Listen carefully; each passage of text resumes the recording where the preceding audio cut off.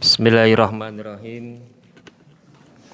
Assalamualaikum warahmatullahi wabarakatuh.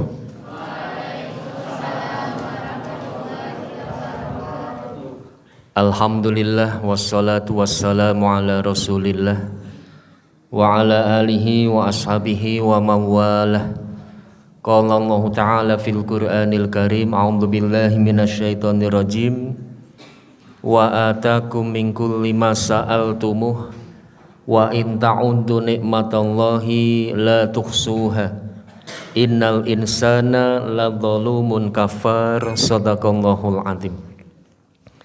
Wa qala bismillahirrahmanirrahim wal fajri wal layalin ashri was saf'i wal watri ila akhiri surah. Wa qala bismillahirrahmanirrahim inna a'tainakal kautsar fasholli li rabbika wanhar inna syani'aka huwal abtar. Shadaqallahul azim. Wa qala Rasulullah sallallahu alaihi wasallam ma min ayyamil amali sholih ahabbu ilallah min hadhil ayyam yakni ayyamul ashr ila akhiril hadis. Jamaah rahimakumullah, yang pertama dan utama mari kita senantiasa bersyukur. Jangan lupa kita untuk berbahagia, karena syarat berbahagia itu sebetulnya sudah ada. Hanya saja manusia kadang-kadang salah persepsi, salah sangka, salah perhitungan. Jadi yang namanya bahagia hanya terletak di dalam harta, yang namanya kesenangan, keindahan hanya terletak di dalam materi. Padahal Allah telah memberikan kepada kita satu rumusan. Kalau kita kerjakan, kita laksanakan, innallaha la yukhliful mi'ad. Allah sekali-kali tidak akan mengingkari janji-janjinya, yaitu la in syakartum la azidannakum. Kalau kalian mau bersyukur, maka sungguh akan aku tambah nikmatku atas kalian. Yang kedua, salawat dan salam semoga senantiasa tercurah pada junjungan kita Nabi Muhammad sallallahu alaihi wasallam, Nabi yang terakhir yang tidak ada seorang nabi pun setelah kenabian beliau. Beliaulah contoh tauladan kita, tuntunan kita dalam kehidupan dunia ataupun akhirat. Dan yang ketiga, pada malam hari ini alhamdulillah kita sudah memasuki bulan Dzulhijjah. Untuk hari yang keberapa ibu-ibu? Ada yang menghitung atau tidak? Kedua atau tiga? Tiga atau dua?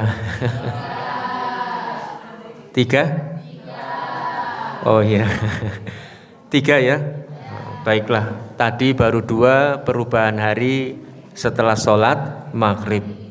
Kita sudah memasuki hari yang ketiga. Alhamdulillah. Memang suaranya harus begitu ya. Oh, baiklah kalau begitu ya. Saya jadi gagal fokus dari mana ini? Oh ya, ulangi. Sudah memasuki hari yang ketiga. Sebelum hari ketiga, hari yang kedua. Sebelum hari kedua, hari yang pertama. Nah, pertama. Ketika hari pertama, bapak-bapak, ibu-ibu, ada satu sunnah yang diajarkan oleh Nabi kita Muhammad sallallahu alaihi wasallam. Adakah yang berdoa ketika memasuki awal Dzulhijjah? Doanya bagaimana? Ayo. Allahu Akbar, Allahumma ahillana bil amni wal wassalamati wal islam wat taufiqi yuhibbu rabbuna Alhamdulillah ada yang hafal. Ibu-ibu hafal ya? Alhamdulillah sudah diwakili oleh anak-anak ibu-ibu nggih. Jamaah rahimakumullah, ini doa yang kadang-kadang kita lupa untuk membaca. Padahal itu disunnahkan oleh Rasulullah setiap kali awal bulan untuk berdoa. Kenapa? Doa ini intinya yang pertama bertakbir Allahu Akbar. Artinya pergantian bulan, ya pergantian bulan itu adalah berdasarkan atas pergantian peredaran bulan, matahari dan seluruh benda-benda planet. Mengapa kita bertakbir? Kita bertakbir karena kita merasa sangat kecil, sangat remeh, tidak ada artinya kalau dibandingkan dengan alam semesta. Jangankan dari alam semesta, dari gunung Sindara saja sudah tidak kelihatan, ya enggak? Sindora atau Sindara? Kan alam semesta, gunung Nah, begitu ya. Itu saja sudah tidak kelihatan, apalagi dari alam semesta. Masya Allah. Itu yang pertama. Yang kedua, kita meminta kepada Allah untuk diberi keimanan dan keamanan, bil amni wal iman. Dan yang ketiga, wassalamati wal islam, keselamatan dan keislaman. Dan yang keempat ini yang paling penting, wat taufiqi lima yuhibbu rabbuna wa yardha. Taufik. Ada yang namanya Mas Taufik atau tidak ini? Kalau Pak Taufik ada ya. Taufik, apa itu taufik? Biasanya para ustadz mubalik, para kiai menutup pengajiannya dengan billahi taufik wal hidayah. Taufik itu artinya mengamalkan apa yang kita dapat. Hari ini kita mendapatkan ilmu, belajar hidayah dari Al-Quran ataupun As-Sunnah. Ketika nanti pulang di rumah, terus kita amalkan apa yang kita dapatkan, berarti kita sedang mendapatkan taufik.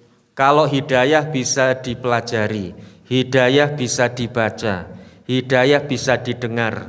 Tapi kalau taufik itu hanya mutlak dari Allah Subhanahu wa ta'ala. Itu yang pertama, kita berdoa ketika setiap pergantian bulan. Yang kedua, jamaah rahimakumullah, kita sekarang sudah memasuki bulan Dzulhijjah. Bulan Dzulhijjah adalah bulan yang sangat-sangat istimewa. Tapi kadang-kadang tidak diistimewakan oleh umat Islam. Kenapa bulan Ramadan sangat-sangat kita istimewakan atau diistimewakan? Karena yang bekerja, yang beraktivitas, yang berkepentingan untuk mengistimewakan Ramadan bukan hanya umat Islam. Non-Muslim pun berkepentingan untuk mengistimewakan bulan Ramadan. Dengan hiburan, televisi, dengan pakaian, baju baru, dan lain sebagainya. Maka bulan Ramadan terlihat lebih istimewa dari bulan Dzulhijjah. Ada beberapa ulama yang menyamakan keistimewaan Ramadan dengan keistimewaan bulan Dzulhijjah. Jamaah rahimakumullah, di dalam Al-Hadis Rasulullah menyampaikan dasarnya ada dua. Yang pertama surat Al-Fajr. Tadi kebetulan yang membaca notulen siapa? Fajrin. Mana Mas Fajrin ini? Oh, ini sesuai dengan apa yang akan saya baca, surat Al-Fajr. Mungkin lahirnya di waktu fajar itu ya. Begitu fajar terus lahir, maka namanya Fajrin. Betul ya Mas Fajrin ya? Lahir di waktu fajar? Oh, betul kan? Perkiraan saya benar itu. Lahirnya di waktu fajar. Di sini ada Ramadhani atau tidak? Tidak ada ya. Oh, lahirnya pasti bulan Ramadan ya enggak? Jadi kalau Ramadan, kalau fajar, fajrin. Yang pertama, Bismillahirrahmanirrahim, wal fajri walayalin ashr. Demi waktu fajar dan demi malam-malam yang ke-10. Walayalin ashr atau 10 malam.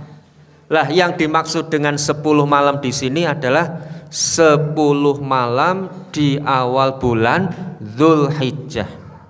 Ada yang mengatakan 10 malam di bulan Ramadan yang terakhir. Itu yang pertama. Yang kedua, dari dalil hadis Rasulullah sallallahu alaihi wasallam, "Ma min ayyamil amalis sholih ahabbu ilallahi azza wa jalla min hadhil ayyam," yakni ayyamul ashr.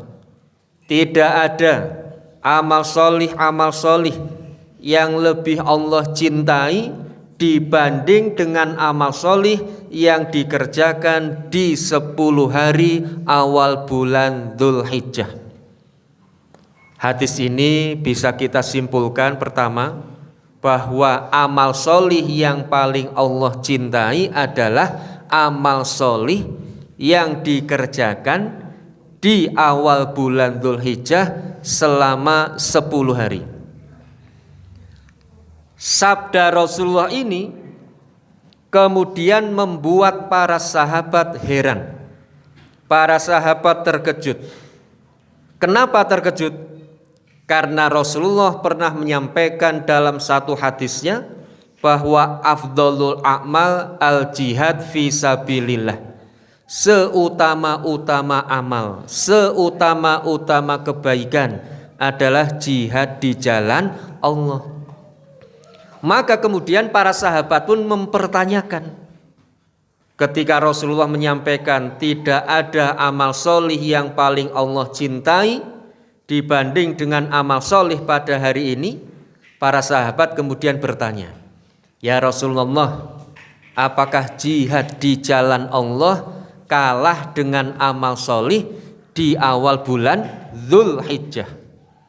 Apa jawaban Rasulullah? Wala jihad fi sabilillah. Jihad di jalan Allah pun kalah.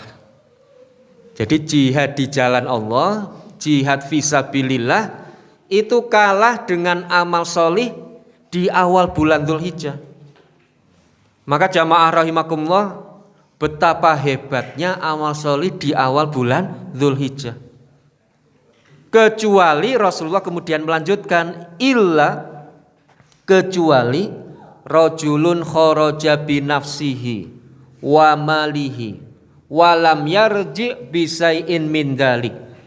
Kecuali seseorang yang keluar membawa dirinya, membawa hartanya dan tidak kembali pulang bersama harta dan dirinya, itu baru menyamai amal solih di awal bulan Dzulhijjah. Berarti kesimpulannya apa anak-anak? Amal solih di awal bulan Dzulhijjah sama dengan, halo, ada anak-anak enggak ini ya? Oh ada ya. Nilam, mana Nilam? Oh Nilam ini. Nilam yang tadi baca Al-Quran ya. Saya kadang-kadang kalau sudah alumni itu kadang-kadang lupa ini. Kalau masih di SMP masih ingat ya. Kembali kepada amal solih. Berarti kesimpulannya apa, Denny? Amal solih di awal bulan Dzulhijjah pahalanya sama dengan gugur di medan perang. Jadi amal solih itu di awal bulan Dzulhijjah, kalau hanya berjihad belum sama itu. Berjihad di jalan Allah belum sama dengan amal solih di awal bulan Dzulhijjah. Supaya sama apa? Supaya sama itu harus gugur di medan perang. Kalau tidak gugur, umpamanya perang terus pulang kembali bersama dirinya, bersama hartanya, itu pahalanya belum menyamai amal solih di awal bulan Dzulhijjah. Sekali lagi kesimpulan dari hadis yang agak sedikit panjang, amal solih di awal bulan Dzulhijjah sama dengan gugur di medan perang. Jamaah rahimakumullah, ada yang kenal dengan seorang sahabat Nabi yang bernama Khalid bin Walid? Kenal atau tidak? Sudah kenalan? Khalid bin Walid. Ada yang namanya Pak Khalid tidak di sini ya? Kalau di Argopeni Indah ada ya, Khalid bin Walid. Apa yang istimewa dari Khalid bin Walid? Bapaknya namanya Pak Khalid? Oh bukan. Ada dua istimewa dari Pak Khalid ini, Pak Khalid. Sahabat Khalid. Apa yang istimewa? Dengarkan nih, pertama itu. Khalid bin Walid itu seorang panglima perang. Ketika perang dimanapun berada senantiasa menang. Dia itu ahli strategi, orangnya sehat, kuat, tinggi, besar, putih, moblong-moblong. Mungkin kalau di Indonesia seperti Gatot Nurmantio, umpamanya Panglima TNI. Lah apa yang terjadi dengan Khalid? Khalid itu senantiasa menang. Ada satu perang yang namanya Perang Uhud. Bapak-bapak, ibu-ibu kalau beribadah haji atau umroh, selesai ibadah haji, selesai umroh, biasanya dikelilingkan oleh tour leader. Salah satunya adalah ke Bukit Uhud untuk berziarah ke Bukit Uhud dan berziarah ke pahlawan perang Uhud. Lah perang Uhud itu adalah perang yang istimewa. Kenapa istimewa? Karena ada pasukan berpanah di pasukan muslimin atau pasukan Rasulullah. Ketika mau mulai perang, Rasulullah mengingatkan atau menginstruksikan, wahai kalian pasukan berpanah, saya instruksikan kalian untuk menjaga bukit. Jangan sekali-kali turun dari bukit kalau tidak ada perintah dariku. Itu sabda Rasulullah sebelum perang. Begitu perang, kaum musyrikin sudah datang ke tempat arena peperangan. Orang-orang yang memegang panah dari atas bukit kemudian melempari dengan anak panahnya. Karena pasukan kafir tidak punya pasukan panah, akhirnya kan mundur teratur itu. Jadi kaum musyrikin itu mundur. Begitu melihat kaum musyrikin mundur, pasukan berpanah ini mulai goyah imannya, ya enggak? Pasukan berpanah ini mulai lupa dengan amanah, dengan instruksi dari Rasulullah. Apa yang terjadi? Pasukan berpanah kemudian turun sedikit demi sedikit dari atas bukit. Begitu dari atas bukit turun, semuanya sudah habis. Karena yang menyebabkan kemenangan kaum muslimin ketika itu hampir menang, itu pasukan panah.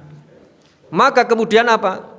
Kemudian kaum musyrikin ternyata hanya sembunyi di belakang bukit Uhud. Itu strategi dari kaum musyrikin. Kemudian orang musyrik datang lagi ke arena peperangan. Wah, pasukan Rasulullah yang tadinya dibantu oleh pasukan panah kocar-kacir. Kemudian disampaikan bahkan Rasulullah itu sampai terluka parah. Singkat cerita, peperangan ketika itu kalah. Jamaah rahimakumullah tahu siapa pemimpin pasukan kafir ketika itu? Pemimpinnya adalah Khalid bin Walid.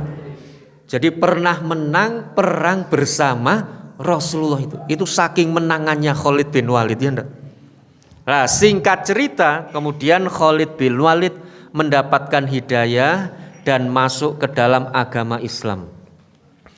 Di dalam hadis Rasulullah menyampaikan, khairukum fil jahiliyah, khairukum fil Islam.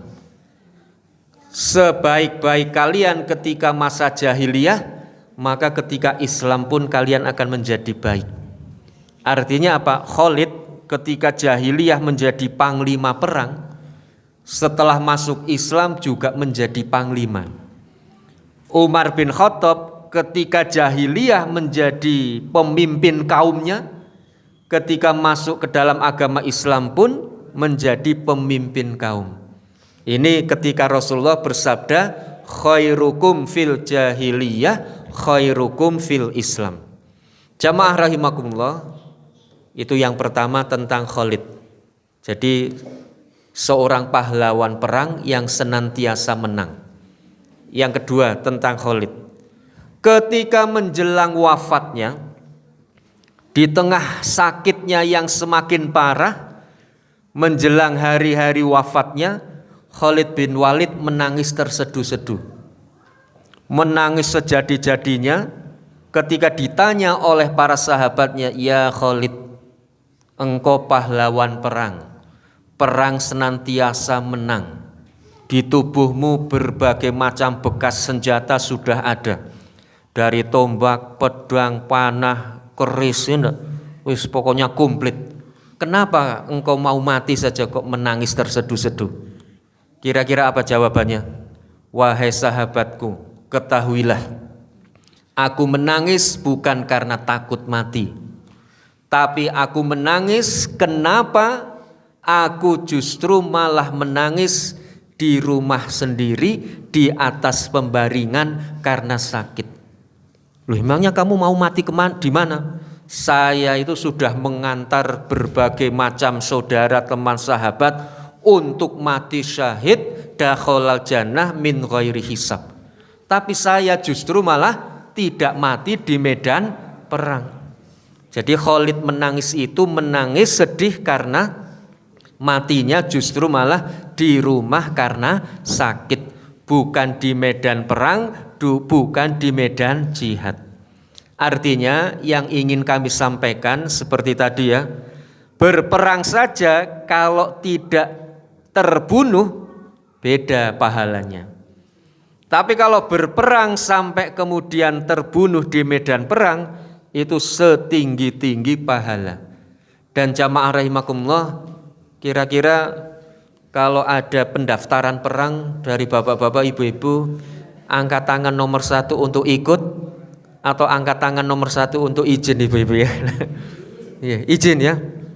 Kenapa kenapa kita kok takut perang? Padahal orang bijak mengatakan, ta'mul mauti ta'mul mauti fi amrin azimin wa fi amrin hakirin sawaun.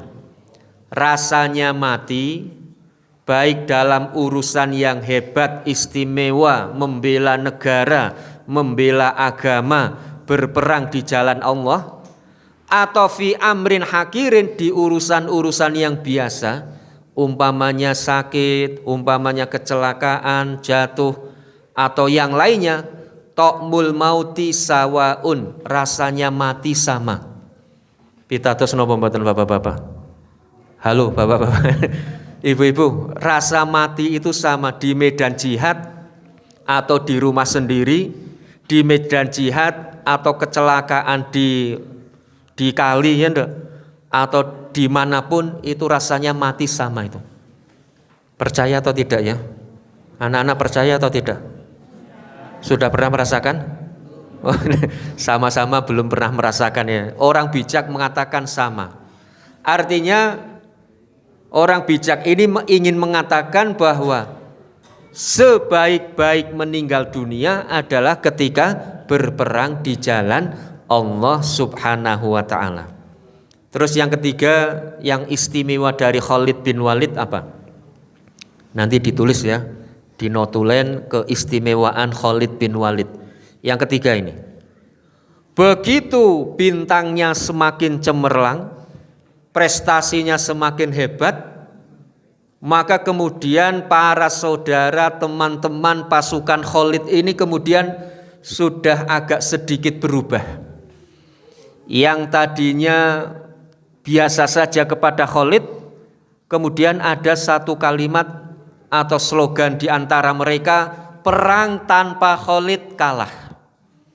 Perang kalau ada Khalid tenang, pasti menang.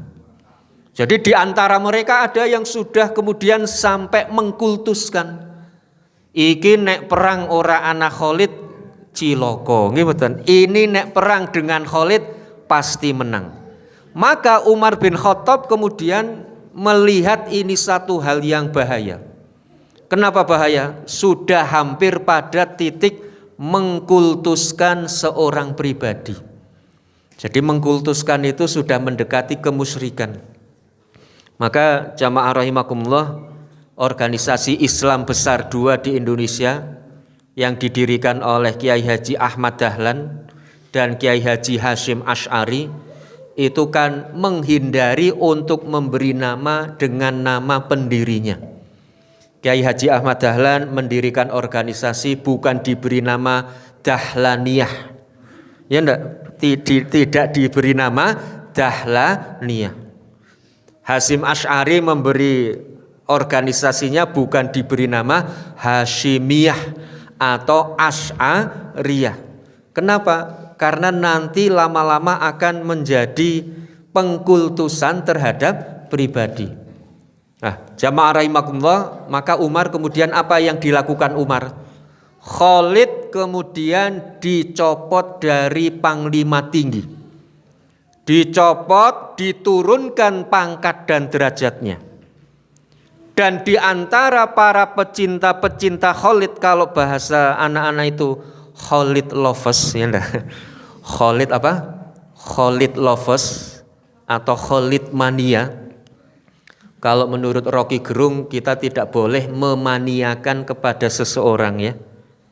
Umpamanya Khalid mania atau Denny mania, ya enggak boleh itu. Atau Basuki mania, ya enggak? Itu tidak boleh. Kenapa? Menurut nanti coba lihat di Google, mania itu ternyata kehilangan akal. Jadi kalau seseorang sudah memaniakan seseorang, memaniakan pribadi, itu berarti yang memaniakan itu kehilangan akal atau kurang sidik, ngoten nggih. Lah terus kalau memaniakan sesuatu boleh atau tidak boleh? Justru kalau memaniakan klub sepak bola, klub basket, atau negara atau organisasi itu tidak apa-apa. Tapi kalau seseorang itu sudah mendekati musyrik, kenapa? Karena pengkultusan. Lah apa yang dilakukan oleh Umar bin Khattab? Kemudian mengundang para Khalid lovers itu ngompor-ngompori Khalid. Khalid, ini para Khalid lovers ya enggak? Khalid, kamu kan seorang pahlawan perang. Dimanapun perang senantiasa menang. Sekarang bintang sudah dapat jenderal bintang 5. Kalau perlu bintang 7 nggih, Ibu nggih. Masa mau yang tadinya panglima tinggi kemudian diturunkan menjadi pasukan biasa? Kalau saya tidak rela, kalau saya berontak, kalau saya akan demo, kata para Khalid lovers. Anak-anak jamaah rahimakumullah, bapak-bapak, ibu-ibu, ini yang perlu menjadi pelajaran bagi kita itu. Apa yang dikatakan Khalid ketika mendapatkan komporan-komporan dari para Khalid lovers itu? Dia mengatakan begini, wahai saudara-saudaraku, teman-temanku, sahabat-sahabatku, catat dengan tinta emas di catatanmu. Saya berperang bukan karena Umar. Saya berjuang bukan karena Umar, tapi saya berjuang karena Allah. Apapun yang diberikan tugas kepada saya dari Umar akan saya laksanakan dengan sebaik-baiknya. Jadi komporan-komporan kalian tidak mempan. Kalian salah orang. Ya enggak? Jangan ngompori saya tidak mempan. Itu kata Khalid. Jadi jamaah rahimakumullah, apapun yang terjadi kepada Khalid itu senantiasa kuat. Kenapa? Karena tujuan satu dalam perjuangan hanya untuk Allah subhanahu wa ta'ala. Jadi seseorang yang karena Allah itu pasti akan menjadi manusia yang hebat, manusia yang kuat. Demit orang dulit setan noradoyan, rawi-rawi lantas malang-malang putungnya enggak? Itu orang kalau sudah semuanya hanya karena Allah subhanahu wa ta'ala. Sudah ditulis? Sudah ya? Nah ini yang kedua ini. di dalam bulan Dzulhijjah.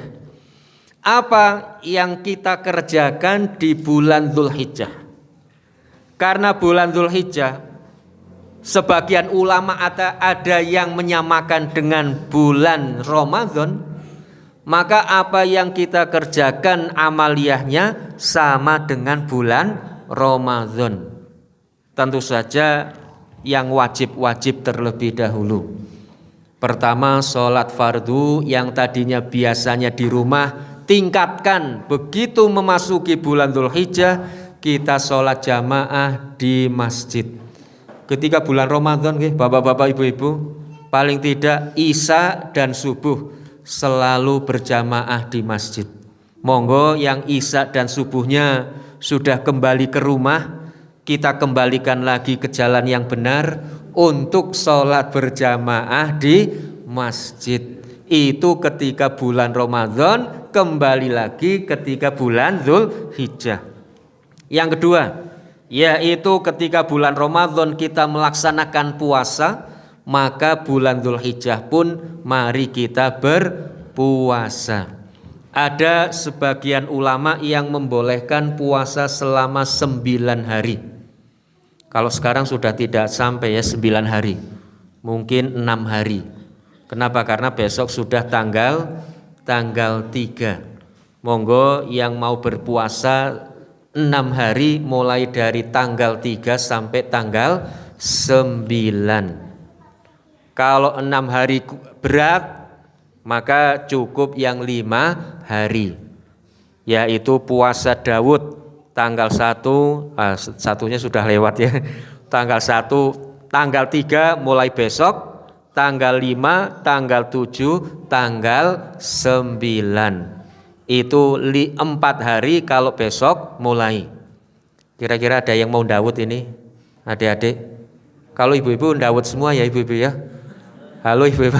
Oh, jari Daud malah Dawud, jari nyawal malah nyawel. Ya enggak? Wah ini vocabulary baru ini. Jari Arab Daud malah Dawud. Wah ya enggak? Terima kasih sudah memberi vocabularies yang baru untuk saya ya. Tadinya kan hanya satu, nyawal, nyawel, Dawud, Dawud. Ada lagi yang lain enggak? Nanti ya. Nanti tolong beritahu saya kalau ada yang lainnya. Terus kalau berat puasa Dawud, silahkan puasa yang Senin Kamis. Senin Kamis berarti tinggal 2 hari ya.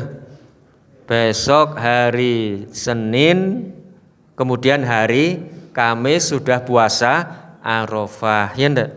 Berarti tinggal 2 hari ibu-ibu. Tapi ada ulama yang mengatakan begini, asyamu fi dzilhijjah amrun muwassa'un syahlun. Puasa di bulan Dzulhijjah itu adalah puasa yang sangat luas dan sangat longgar serta mudah.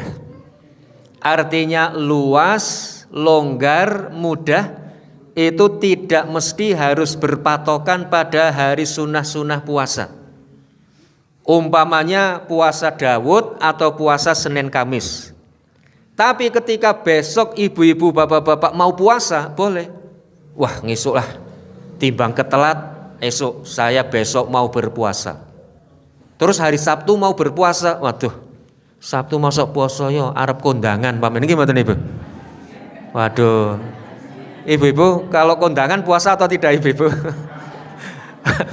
Diundur dulu ya, diundur dulu. Aduh, puasa kok kondangan jan. Piye iki, Pak? Rembukan kalian garwane piye, Pak? Kira-kira tetap puasa apa kondangan?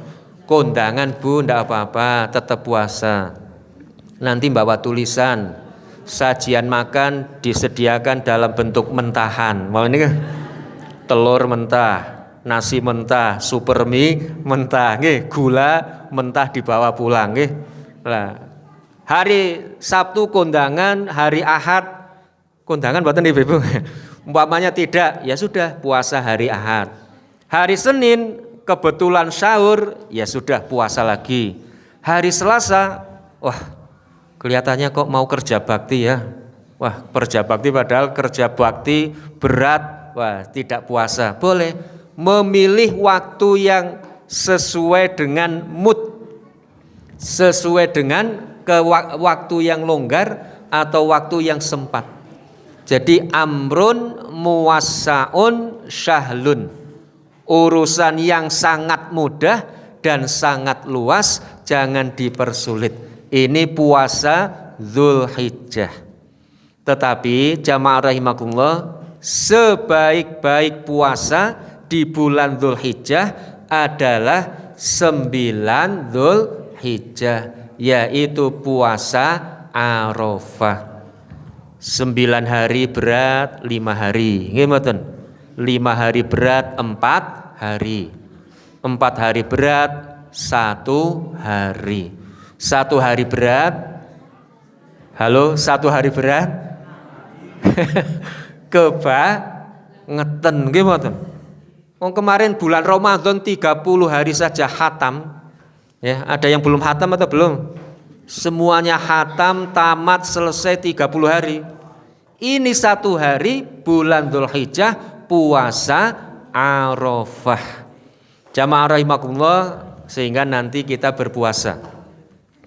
Ada kemarin jamaah haji ketika saya membesuk atau ziarah ke tempat orang yang mau berangkat, itu ada seorang ibu yang sehari-hari dalam kehidupannya itu sering puasa.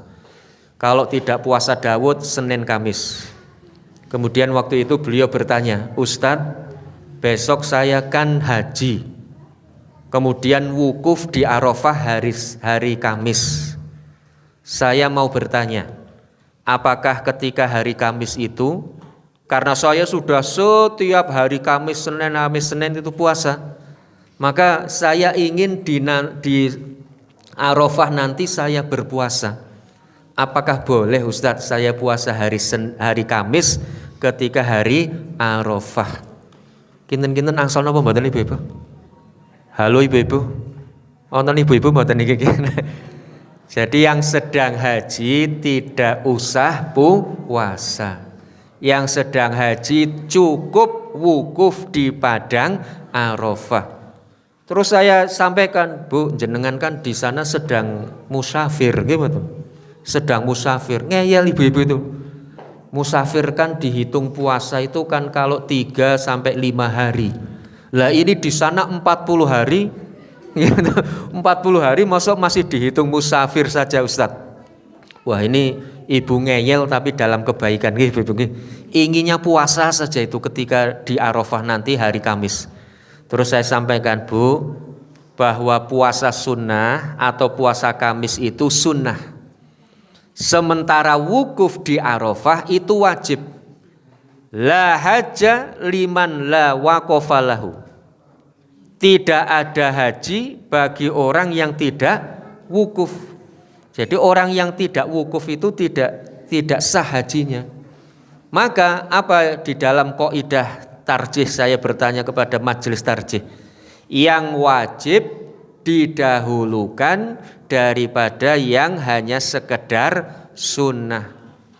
Tapi bukan berarti saya meremehkan sekedar, tidak nggih. Hanya memang kedudukannya itu sedang sunnah. Jadi sesuatu yang wajib itu didahulukan untuk mendapatkan kesempurnaan, kebaikan dari melaksanakan ibadah sunnah.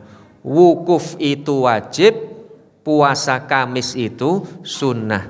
Maka mendahulukan wukuf, menomorduakan puasa Kamis. Nah, menika jamaah rahimakumullah.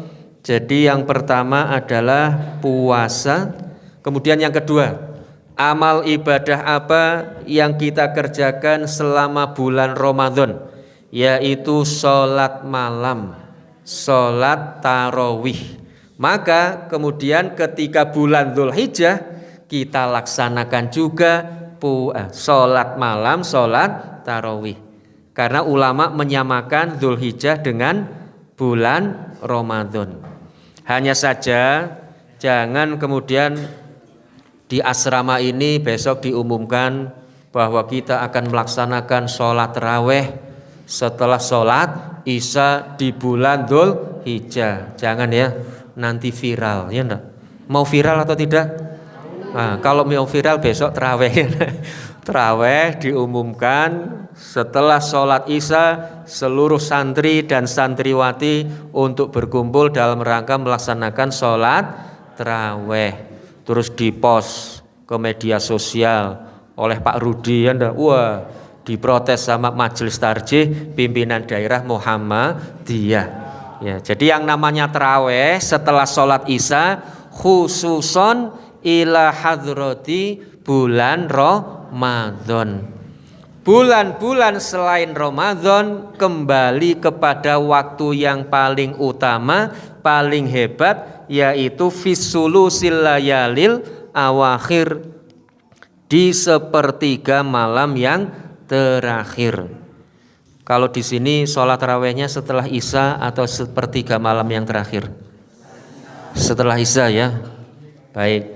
Untuk tahun depan dicoba ya, diumumkan tahun depan anak-anak santri dan santriwati sholat tarawihnya nanti jam 2:30. Terus di depan pintu ditulisi, mohon maaf tidak terima sholat tarawih setelah Isya, gitu ya. Itu kira-kira mau ikut semua atau pindah masjid? Ya, pindah masjid atau ikut yang sepertiga malam terakhir itu? Pindah masjid ya, nang Al Arqam bayo. Lah ngapa sih? Nang kana setelah Isya, nang kini jam 2:30. Lah itulah. Maka ketika bulan Ramadan kita turunkan grade kita dari yang paling afdol diturunkan ke setelah sholat Isya. Itu sebetulnya penurunan itu. Dari yang paling afdol menurun menjadi setelah sholat Isya. Hanya saja meskipun kita turunkan, tapi banyak keutamaannya. Mengajak saudara, mengajak anak-anak, mengajak keluarga, mengajak tetangga untuk ikut sholat tarawih bersama-sama. Kemudian yang ke berapa ya? Amaliyah bulan Dzulhijjah seperti bulan Ramadan, yaitu membaca Al-Quran. Banyak membaca Al-Quran. Yang biasanya pagi sore 2 kali sehari setelah sholat subuh dan sholat maghrib, bisa ditambah umpamanya setelah sholat tahajud. Atau yang biasa 2 kali sehari maghrib dan subuh 2 lembar dalam 1 kali baca, ditambah menjadi 4 lembar, ditambah. Syukur pisan umpamanya 10 hari ini ditargetkan khatam 30 juz. Siap atau tidak anak-anak? 30 juz selama 10 hari siap? Halo? Berarti 1 hari 3 juz ya enggak? Nanti 10 hari 30 juz. Jangan hanya juz 30, tapi 30 juz. Yang terakhir, amaliyah bulan Dzulhijjah seperti amaliyah bulan Ramadan, yaitu memperbanyak sedekah. Memperbanyak sedekah.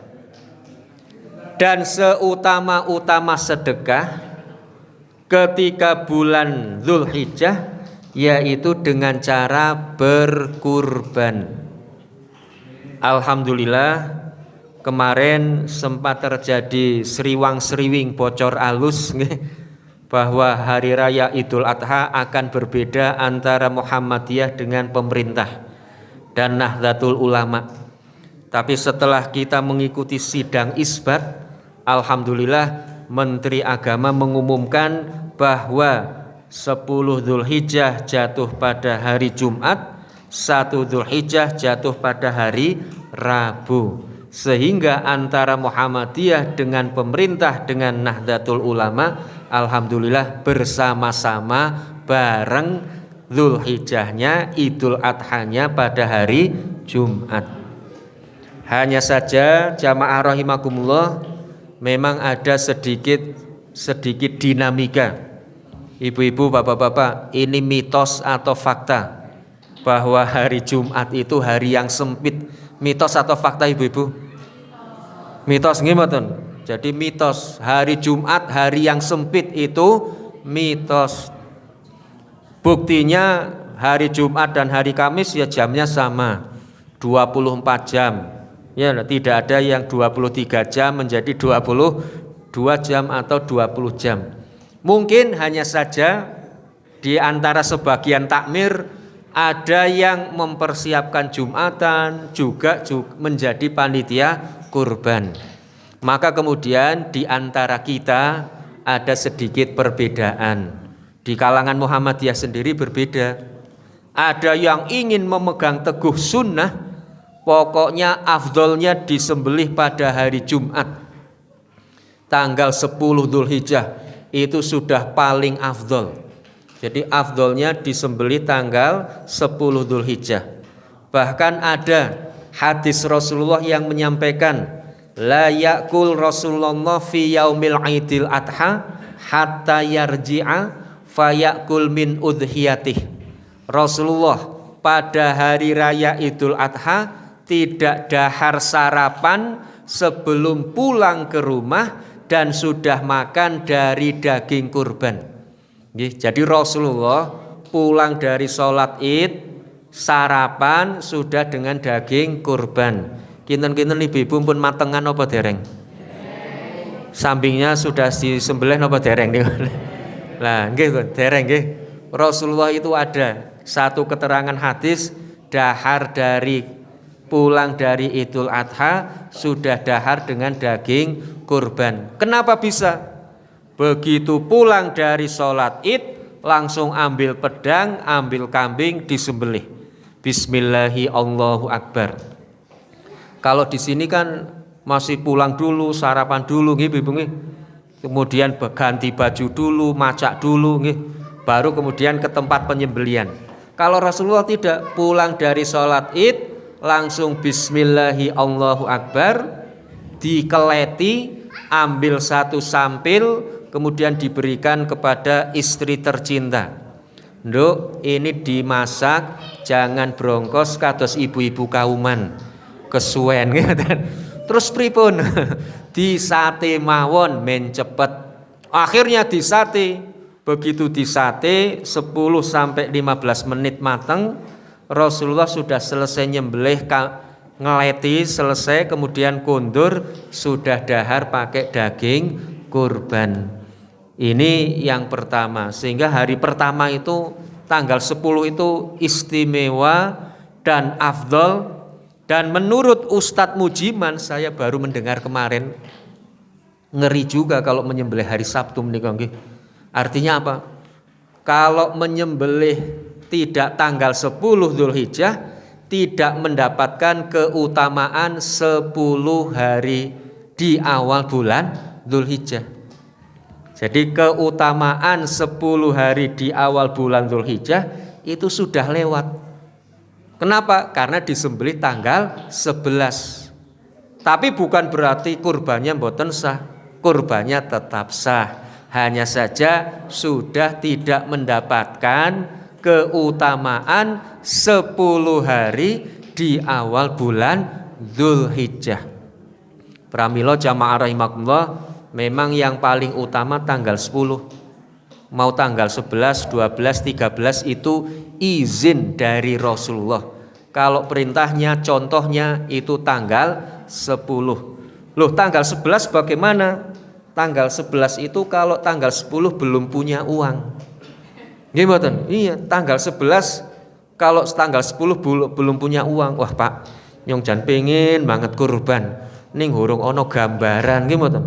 Begitu pulang sholat Idul Adha, sore harinya ketemu dengan teman lama. Jeng, aku mbiyen duwe utang karo sliramu. Piro utangi? 5 juta. Masya Allah, iso kurban. Gimana nih? Itu contohnya. Jadi tanggal 10 belum ada gambaran uang, belum ada harta untuk berkorban. Tanggal 11 nemu durian jatuh. Tanggal 12 umpamanya dapat warisan, atau tanggal 13 dapat apa gitu ya, itu baru boleh dilaksanakan tanggal 11, 12, 13. Tapi monggo tetap kembali kepada kepanitiaan, karena panitia pasti sudah berembuk, sudah musyawarah dengan jelimet, dengan berjibaku dan kadang-kadang berdarah-darah. Maka kembali saja kepada panitia. Kalau ditanya kurbannya sah atau tidak, tetap sah. Tapi kalau afdolnya yang sebelah mana atau di mana, yaitu tetap tanggal 10 Dzulhijjah. Tanggal 13 terakhir, tanggal 13 yaitu ketika kumandang adzan maghrib. Jadi kalau ibu-ibu punya kambing, beli tanggal 13, begitu mau disembelih, dicari di kandang kok hilang, gimana? Dicari kemana-mana, baru ketemu jam 5:30. Begitu dibanting, terus diikat, kemudian dipasang pedang, bismillahi Allahu Akbar, klekeh, tiba-tiba Allahu Akbar, adzan maghrib, itu sembelihan korbannya masih sah. Jadi begitu klekeh adzan maghrib. Tapi begitu mau klekeh, lepas lagi, cari kemana-mana. Ini kejadian ibu-ibu. Jadi kejadian itu di Kalibeber, Mojo Tengah, itu tempat kurbannya itu kan dekat dengan selokan. Dan selokan itu banyak sekali semak-semak belukar. Lah salah satu kambing ada yang namanya kambing untuk jamaah. Jadi bukan kambing untuk pribadi, tapi jamaah nabung, nyelengi, terus bisa beli satu kambing. Sehingga kan yang perhatian tidak semuanya perhatian nih. Lah ada satu kambing hilang nih. Hilang tapi ketahuan atau panitia itu sadar kalau ada kambing hilang ketika tanggal 13 Dzulhijjah, ada orang yang mau mencari ikan mancing, tiba-tiba dapat kambing. Wah, harusnya dapat nila, malah nyangkut di kambing itu. Di kambing, setelah dilihat benar-benar kambing itu. Nah, terus karena di situ tempat pengorbanan warga Muhammadiyah, sang pemancing ikan ini kemudian menghubungi panitia. Panitia, kami dapat menemukan seekor kambing. Langsung disembelih supaya sembelihan kurbannya tetap halal atau tetap sah. Tetap sah, bukan tetap halal, tetap sah menjadi kambing kurban, bukan kambing sembelihan biasa. Nah, menika jamaah rahimakumullah tentang kurban. Nanti ketika 10 Dzulhijjah, mari kita laksanakan kurban dengan sebaik-baiknya, dan jangan lupa juga senantiasa bertakbir, bertahmid dan bertahlil. Mulai dari keluar rumah sampai di tempat sholat, tidak ngobrol, tidak beraktivitas yang lain, tetapi bertakbir dan bertahlil. Ini diterangkan dalam hadis Rasulullah Sallallahu Alaihi Wasallam. Amarona Rasulullah Sallallahu Alaihi Wasallam an nukhrija minal masjid wa nukabbira hatta na'tiya musalla. Jadi ada seorang sahabat yang diperintahkan oleh Rasulullah. Tapi ini kadang-kadang di satu tempat kadang-kadang tidak bisa kita laksanakan. Ternyata dari hadis ini bisa kita simpulkan bahwa ketika hari raya Idul Adha atau Idul Fitri itu diperintah untuk berkumpul di masjid terlebih dahulu. Jadi diperintah di masjid, umpamanya berangkat setelah sholat subuh, terus berdiam di masjid. Begitu waktunya sholat Idul Fitri atau Idul Adha, keluar dari masjid menuju ke tempat sholat, kemudian senantiasa bertakbir dari depan masjid menuju alun-alun kalau di Wonosobo. Dulu ketika cerita sedikit, ketika zaman saya kecil di Kalibeber, itu kan masjidnya jadi satu, antara Muhammadiyah dengan Nahdlatul Ulama, itu jamaahnya bareng, sholatnya bareng, Jumatnya bareng. Hanya ketika Idul Fitri saja yang berbeda. Lah ketika kemudian Muhammadiyah atas izin Allah bisa membangun masjid, wah niku lagi semangat-semangatnya. Saya masih kelas 6 SD, Pak Abbas masih muda, mungkin masih semuda saya ibu-ibu mungkin. Ya, Pak Mukhtaruddin Abbas itu masih muda itu, masih semangat itu. Lah karena masih muda semangat, para pimpinan cabang itu kalau pagi hari menghadang para jamaah di perempatan jalan itu. Di perempatan untuk apa? Jangan berangkat dulu. Sekarang kumpul dulu semuanya di masjid itu. Kumpul semua di masjid, terus sambil mengumandangkan takbir sampai kemudian dikira sudah berangkat semua, berkumpul semua di masjid, maka kemudian bareng-bareng menuju ke tempat sholat di lapangan Kalibeber. Itu dulu. Tapi sekarang sudah tidak berjalan lagi, mungkin karena tidak diwariskan menika nggih. Tidak diwariskan sunnah Rasul yang seperti ini, maka kemudian lama-lama hilang dan lama-lama tidak dikerjakan lagi. Padahal itu termasuk sunnah, kumpul di masjid dulu, nanti setelah kumpul baru berangkat bersama-sama. Mungkin itu yang bisa kami sampaikan pada malam hari ini tentang ibadah kurban. Monggo jamaah rahimakumullah, mumpung masih ada 7 hari, kita manfaatkan, kita maksimalkan 10 di awal bulan Dzulhijjah, pahalanya sama dengan gugur di medan perang. Tidak hanya berperang tetapi gugur di medan perang. Sehingga kalau kita lewatkan begitu saja akan menjadi hal yang sia-sia dan merugikan kita semuanya. Kalau ada kebenaran kami hanya menyampaikan, kalau ada kesalahan, kekeliruan, benar-benar atas kebodohan kami di dalam menyampaikan, maka mohon maaf yang sebesar-besarnya. Nasrun minallah wa fathun qarib. Assalamualaikum warahmatullahi wabarakatuh.